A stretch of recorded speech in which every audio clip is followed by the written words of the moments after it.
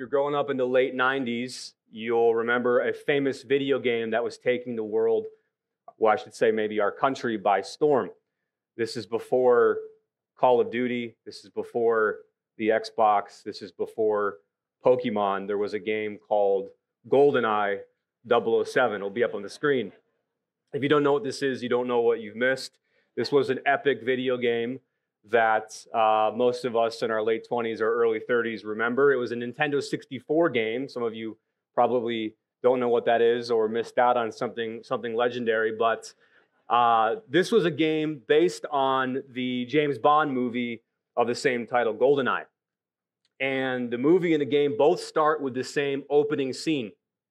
In the game, you're playing as Pierce Brosnan's James Bond, and you're essentially on a secret mission to break into the Archangel top secret Russian chemical weapons facility somewhere in Siberia. And you find yourself kind of in the air ducts, in the ceiling, in the top of the building, and all you have is this little PP-7 with a silencer, which is a gun. And eventually you get out of the ceiling, you get out of the vents and the ducts, and just like in the movie, in this powerful opening scene in the movie, you meet Sean Bean's character, 006.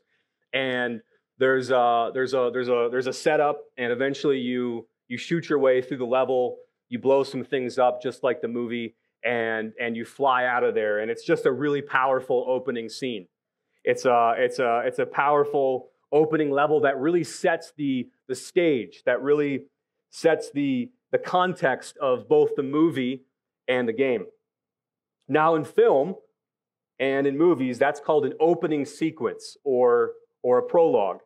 And the best movies and the best books usually have them. It brings you into the story. A prologue or an opening scene or an opening sequence sets the context. It sets the story and it brings you into its universe. It began with the forging of the great rings. Three were given to the elves, immortal, wisest, and fairest of all beings. 7 to the dwarf lords, great miners and craftsmen of the mountain halls. And 9 rings were gifted to the race of men who above all else desire power. A great prologue, a great opening scene. Let me be a little bit more creative. I didn't hear a lot of laughs from our ladies, so let me just give one that might draw in some of the ladies this morning, something a little bit more up your alley. It is a period of civil war. Rebel spaceships striking from a hidden base have won their first victory against the evil galactic empire. You know what that is. Good opening scenes, good opening sequences, good prologues make good movies. They make good books, books that we remember because they bring us into the story. They set the context. They set the stage. It previews what's going to happen. It introduces you to the characters. It introduces you to the story. This morning, we're starting a very long journey in the Gospel of John. And when I say a long journey, I'm thinking sometime around Thanksgiving. We're hoping to be done. Not that we're going to be here till Thanksgiving, but every Sunday we'll be looking at the Gospel of John, hoping to finish around then. But you'll notice that this morning, the text we just read, it starts with a powerful prologue. It starts with an opening sequence that sets the stage, that previews what's going to happen, that introduces us to the context. And what we'll see described here in this prologue this morning, what we'll see described here in this opening sequence is the answer to the most important question of our lives. And what is that? Who is Jesus Christ? Who is Jesus Christ? John's prologue, his opening to his book, this opening sequence is going to tell us exactly who Jesus Christ is. And over the next year or so, as we live in this gospel, as we hear the teachings of Jesus, as we hear the words of Jesus, as we listen to Jesus speak, as we see Jesus heal, as we see him perform miracles, all of these things are going to point us to one thing, to himself, to who he is and what he has done for us. It's all going to be summarized and concluded right here, however, in our opening scene, in our opening prologue to this gospel. If you're new here this morning, or you've been checking out Christianity, this is a great book for you to begin thinking about and dwelling on. And if you've been here for a while, or you've been following Jesus for a while, this is also a great book for you to begin thinking about and dwelling on and looking into. We live in a world today where many people have no idea what their purpose is anymore. We live in a country that's so divided that it sometimes feels like we don't even share the same story or the same history anymore, the same heroes, the same facts. But John is going to show us that there is really only one story that matters.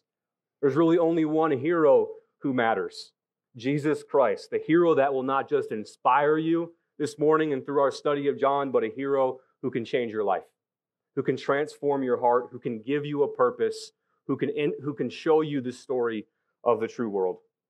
My main idea is going to be up on the screen, and it's going to be quite simple, and it's this: God has come to us in Jesus Christ.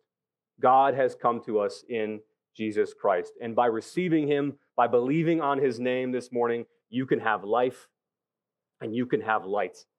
My points are also going to be up on the screen this morning, and as we look at this prologue, this opening sequence, we're going to see these things kind of come alive to us as we study John. Number one, who is the Word?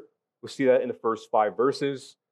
Rejectors and receivers of the Word, we're going to see that in verse 6 through 13. And then finally, knowing the Word, we're going to see that in verses 14 through 18. Let's dive in. The passage begins, we really see our first point, who is the Word, in verse 1. In the beginning was the Word, and the Word was with God, and the Word was God. He was in the beginning with God. All things were made through him, and without him was not anything made that was made. In him was life, and the life was the light of men. The light shines in the darkness, and the darkness has not overcome it. So the prologue begins, and we're introduced to something that's a little bit complex. In the beginning, there's something called the Word, and the Word is with God, but the Word also is God. Distinct, but also the same. He's there before the beginning. Everything was made through him. And in the Word, there's also life. And that life is light, a light that cannot be overcome. Now, John is going to tell us that this Word, who is the Son of God, will become Jesus Christ. Verse 14, the Word became flesh. Christmas. We just celebrated that. And the rest of the New Testament over and over again is going to tell us that God has come to us in Jesus Christ. But what's interesting here is that John doesn't say in the beginning was the Son of God, and the Son of God was with God, and the Son of God was God. He doesn't say here in the beginning was the second member of the Trinity, and the second member of the Trinity was with God, and the second member of the Trinity was God. Instead, he uses a very interesting word. He uses this Greek word logos, which we translate into the word word. He says, in the beginning was the Logos, and the Logos was with God, and the Logos was God.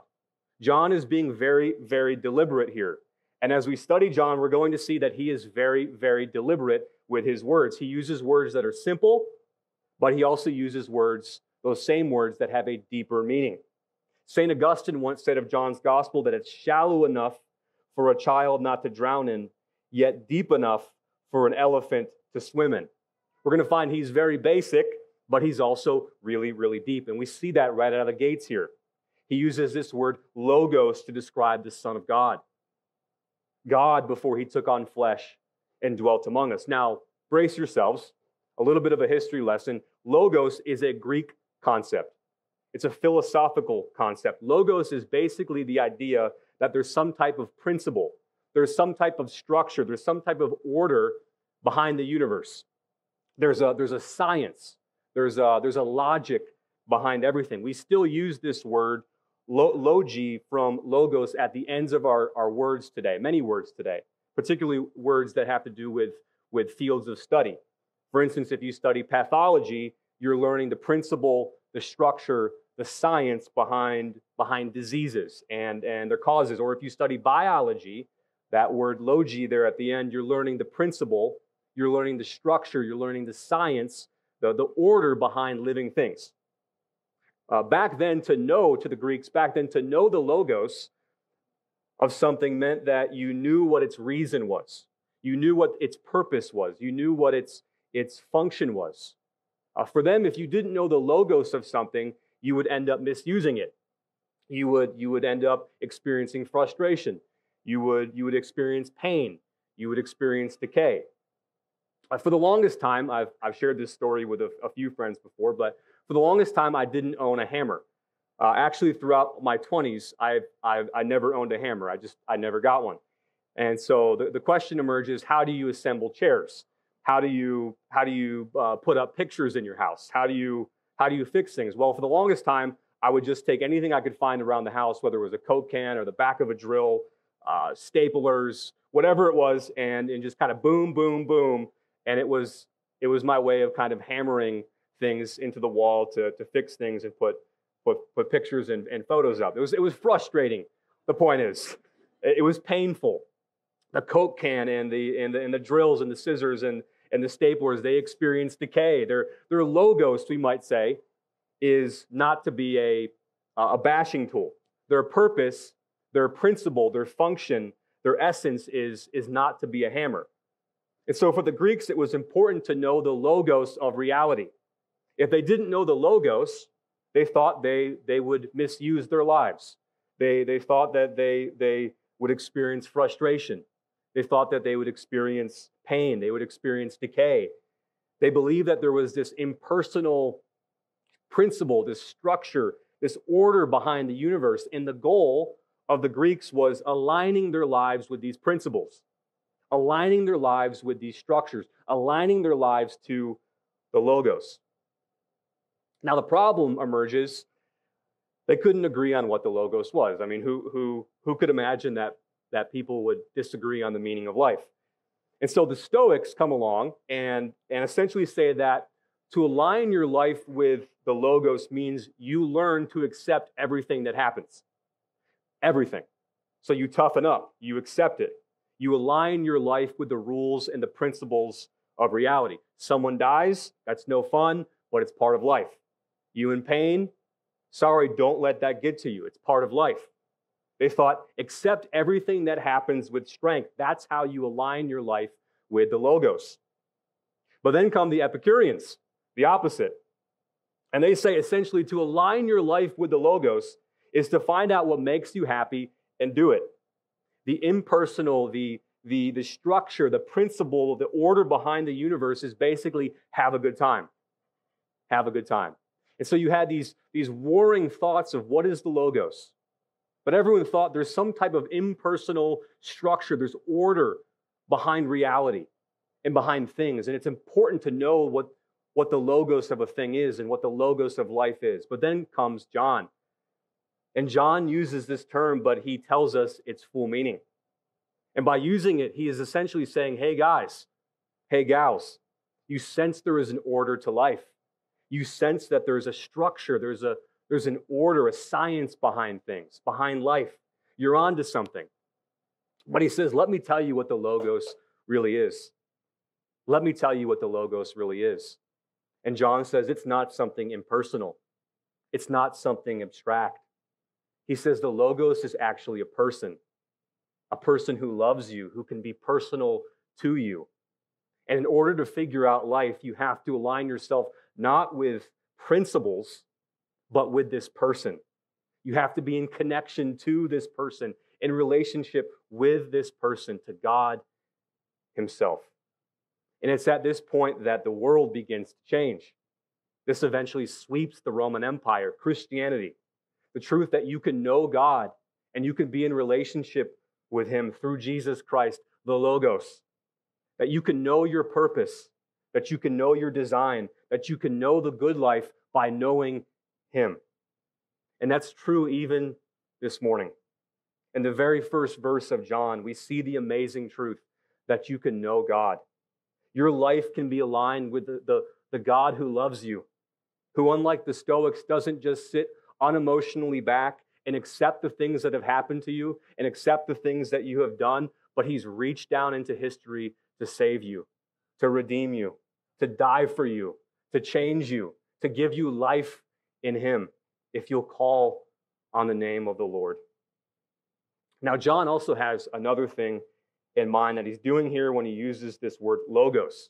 He's not only saying that the logos is a person who is behind all the structure and the order of reality, God, but he's also saying this person was with God and is God at the creation, at the beginning of all things. He's connecting our minds to think about the book of Genesis. And in Genesis 1:1, you have in the beginning, God created the heavens and the earth. And it goes on to picture God speaking his word that creates everything. He speaks and it happens. He says, let there be light, and there's light. And John says essentially, let me tell you more. He says in Genesis, you see God, but you also see his word. He says the fuller picture is that word, he's a person.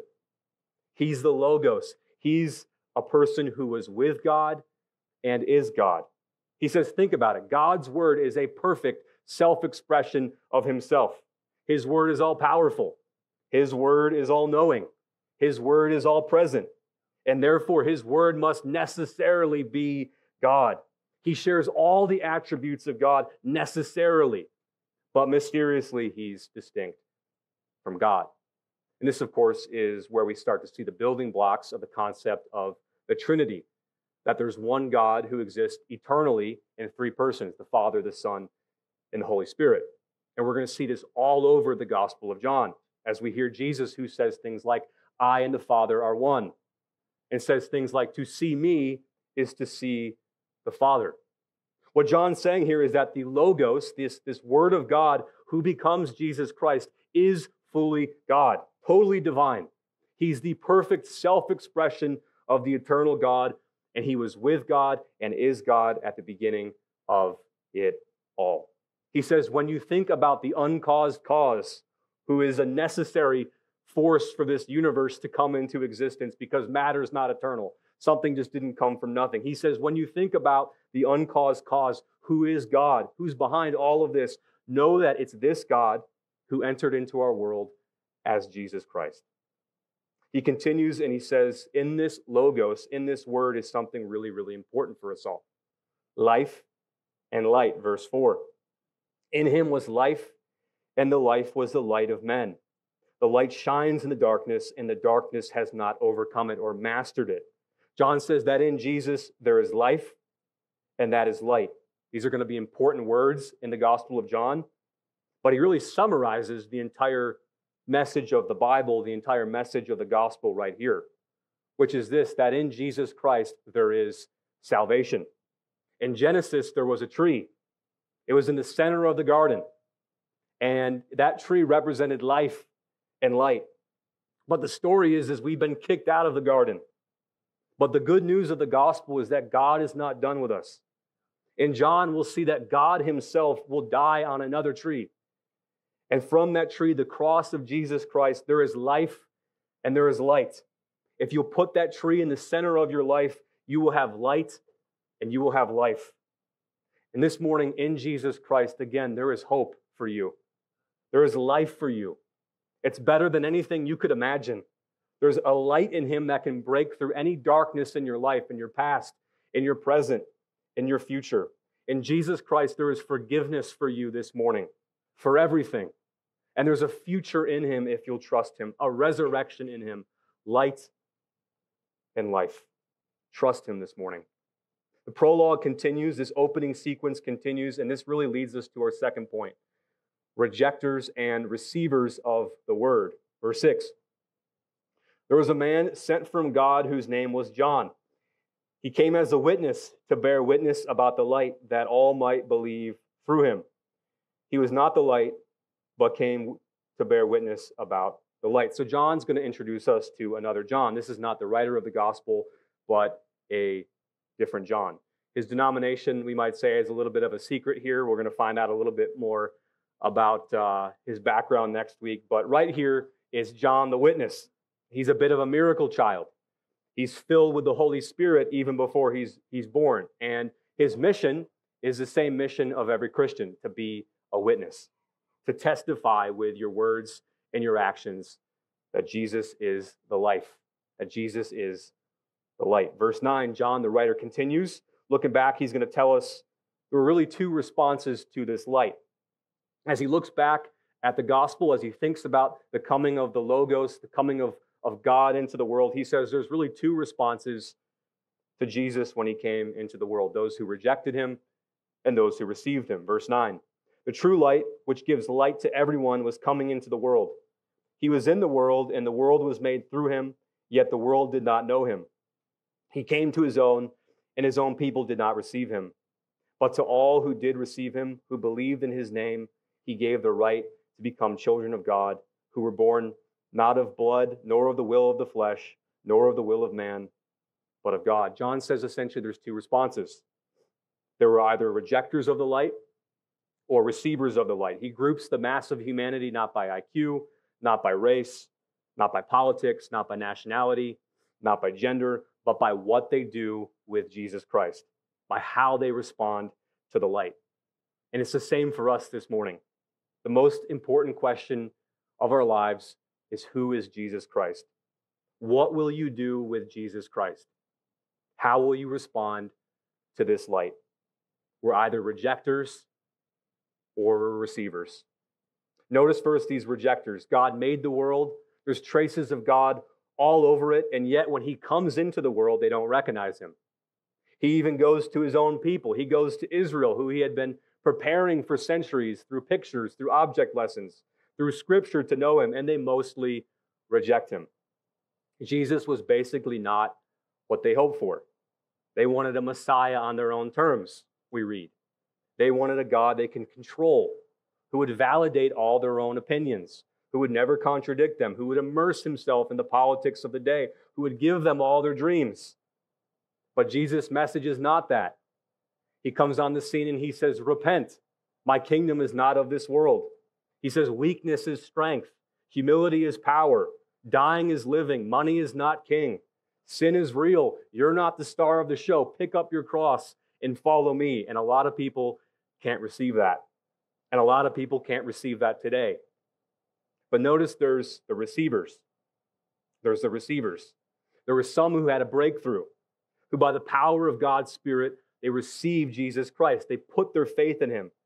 And the outcome was, verse 12 and verse 13, they were given the right to become children of God. How? Well, through some type of spiritual rebirth. We'll read more about that as we study John. And the same is true today. If you've received Jesus Christ, he's come into your life by his Spirit. And he's made you something that you're not. He's made you a child of God. Now, in some sense, this morning we could say everybody's a child of God. All the earth is children of God. But what John is talking about here is that to truly receive Jesus into your life means that you really do become a child of God. You receive a new kind of birth, a spiritual rebirth. This is revolutionary. It's talking about the fact that we get a relationship with God as Father. Our Muslim friends believe there are 99 unique names that have been revealed for God. And each of those names describes a certain aspect of the Creator. And Allah, of course, is the first name, but you also have names like the most gracious, the most merciful, sovereign, the most holy, and names like that. 99 distinct names, they would say, have been revealed about God. But there's this ancient riddle that says the 100th name is unknown. And it centers around a camel. And the riddle is about essentially, why does the camel look down on us? Why does this camel with this ugly smirk look so big and so arrogant and it looks down on us? And the riddle goes, why does the camel smile? And the answer is because only he knows the 100th name of God.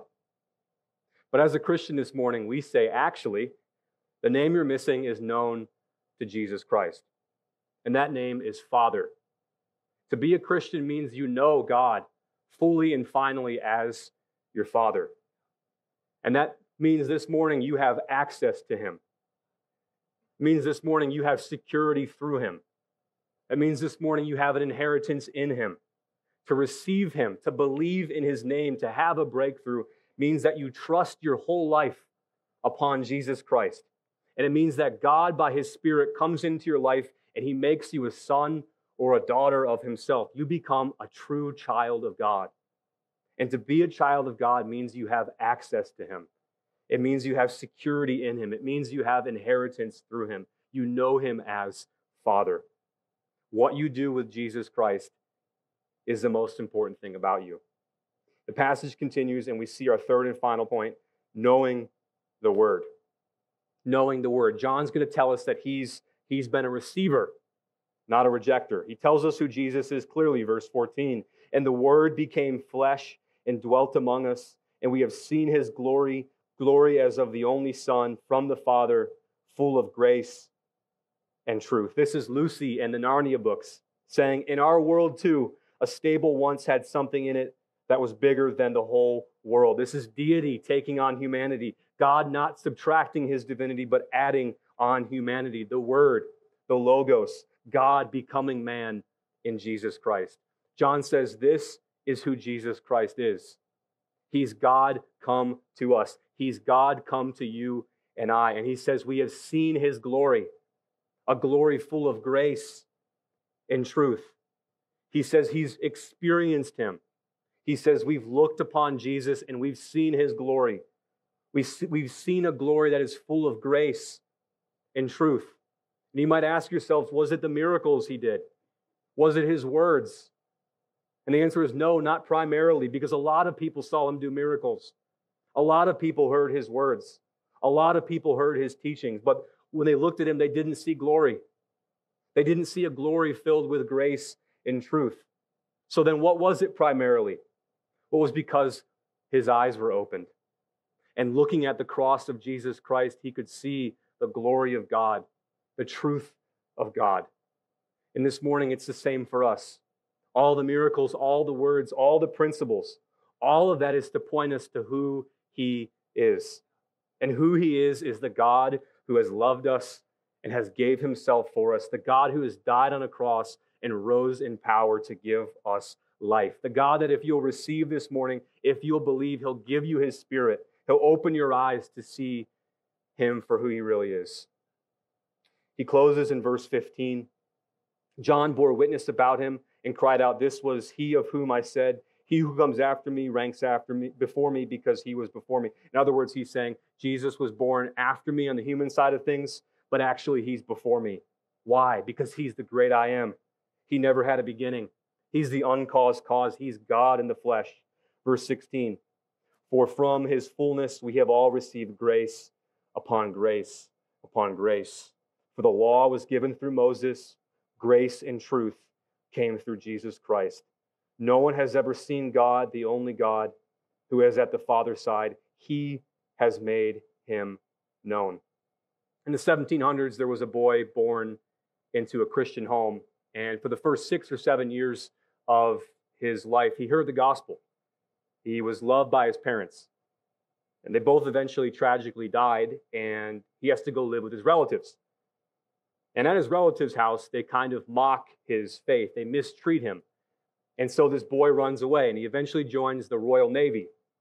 And his life starts to go way, way, way downhill. A couple years later, he leaves the Navy, and he goes to Africa. And he joins a Portuguese slave trader.